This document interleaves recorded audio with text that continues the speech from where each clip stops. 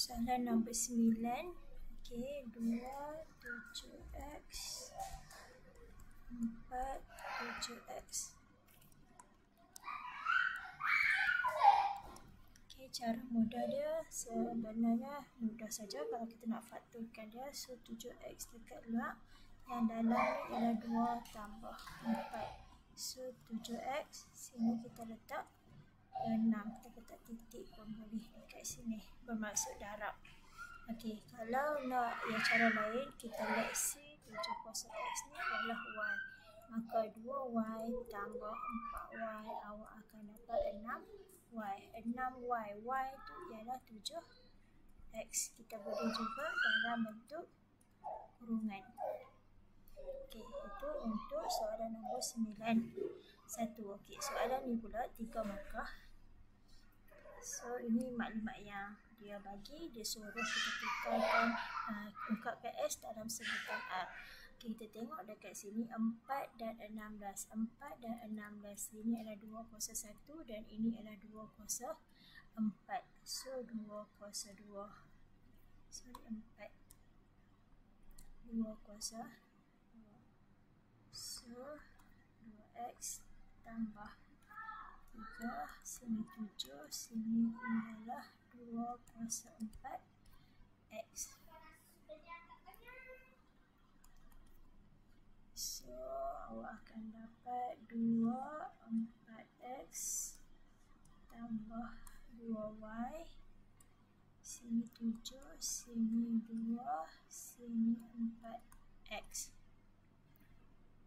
Okay, ini maklumat yang dia bagi. Kita tengok maklumat yang dia bagi dekat sini. 2x sama dengan R. Kita ada 4x. Bermaksud 2x kat sini. 2x. Kalau saya tukar balik, 2x kuasa 2.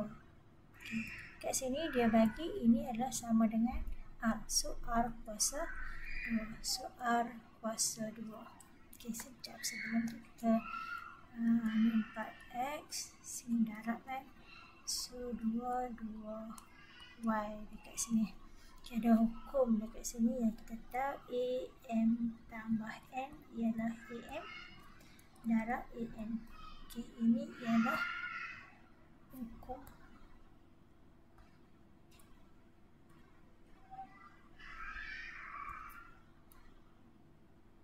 Ini. Okay, sambung balik. 2, 4 kuasa X tu ialah R kuasa 2. Sama juga dengan kes yang ni, iaitu 2y. 2y sama dengan S. Kita ada 2y. Bermaksud S kuasa 2 dekat sini. So, sini ialah S kuasa 2. So, sini 7 tambah 4, 2 kuasa 4x.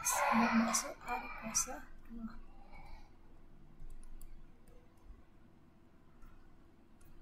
So, sekarang ni dia nak jadikan S ni sebagai perkara rumus. Sini darab kan. So, 7 tambah R kuasa 2 per R kuasa 2. Kat situ. So, dia nak S. Kalau dia nak S, maka 7 tambah R kuasa 2 per R kuasa 2